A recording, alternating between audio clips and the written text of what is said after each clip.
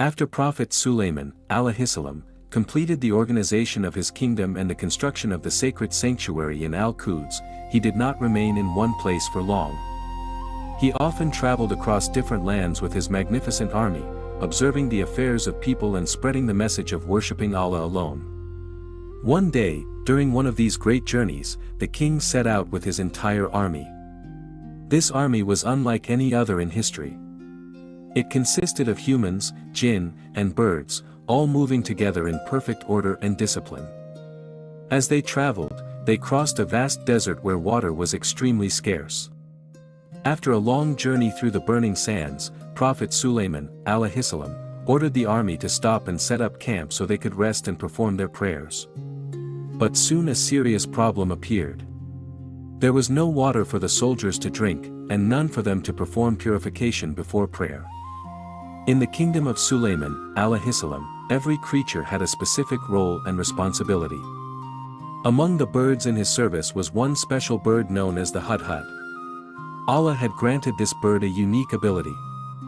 It could detect water hidden beneath the earth, almost as if it could see through the ground like clear glass. Whenever the army camped in a dry place, the hudhud would search for underground water. Once it located the source, the jinn would dig into the earth and bring the water out for the army.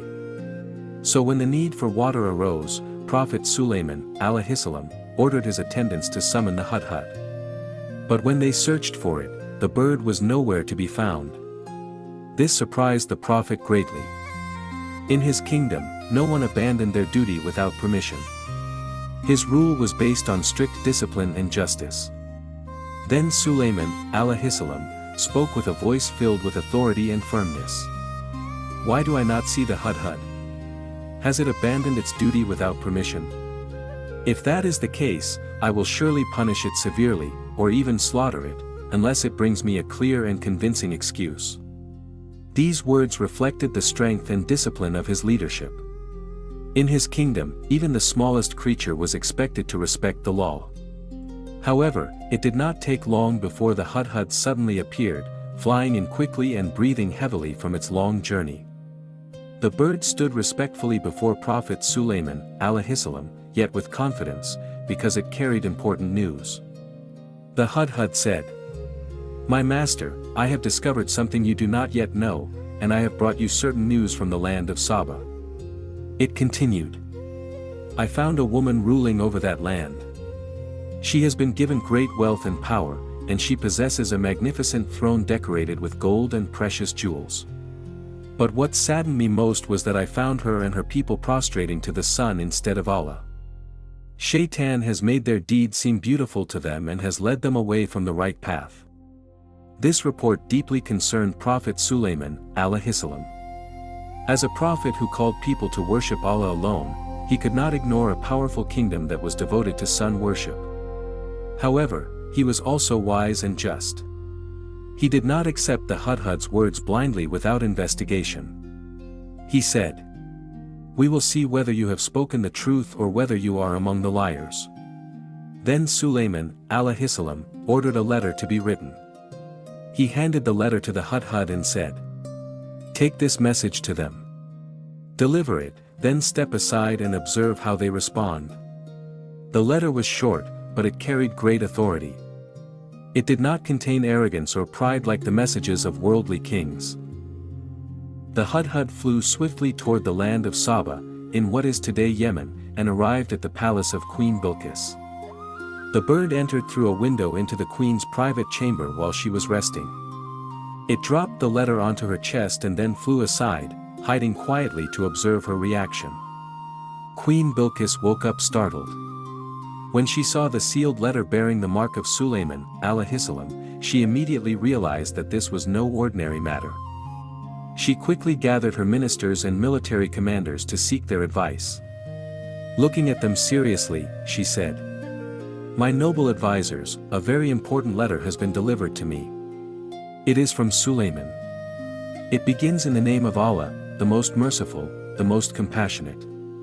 The message says, 'Do not be arrogant toward me, but come to me in submission.'" After reading the message, she asked them what they thought should be done. Her generals replied confidently, We are powerful warriors and skilled in battle. But the decision belongs to you." But Queen Bilqis was wise. She said, "When kings enter a city, they ruin it and humiliate its people. So I will not rush into war. Instead, I will send him a gift to test him." So she prepared a massive caravan filled with treasures and sent it to Sulaiman, alayhissalam. When the messengers arrived, they saw a kingdom unlike anything they had imagined: humans, jinn, and animals all under perfect command. When they presented their gifts, Prophet Sulaiman, alayhissalam, refused them. He said, "Do you think you can support me with your wealth? What Allah has given me is far greater. Return to your queen. If they do not accept the truth, we will come with armies they cannot resist." The messengers returned and told Queen Bilqis everything. She realized the truth. So she decided to travel to meet him. When Prophet Sulaiman, alayhissalam, learned she was coming, he said, "Who will bring me her throne before they arrive?" An Ifrit from the jinn said, "I will bring it before you rise." But a man with knowledge said, "I will bring it before your glance returns." And instantly, the throne appeared. King Sulaiman, alayhissalam, said, "This is from the favor of my Lord." He ordered it to be slightly changed. When Bilqis arrived, she was asked, "Is this your throne?" She replied, "It is as though it is." Then she was invited into the palace. She saw what appeared to be water beneath her feet. Thinking it was water, she lifted her garment. King Sulaiman, alayhissalam, said, "It is a palace made of glass." At that moment, truth entered her heart. She said, "My Lord, I have wronged myself. I submit with Sulaiman to Allah, Lord of all worlds." Then truth prevailed. Falsehood disappeared. After her acceptance of Islam, Queen Bilqis was treated with the highest level of honor and respect. Prophet Sulaiman, alayhissalam, did not only lead with power. He led with wisdom, dignity, and care. It is mentioned that he later sought a gentle and respectful way to remove the excessive hair on her legs without causing her harm or discomfort.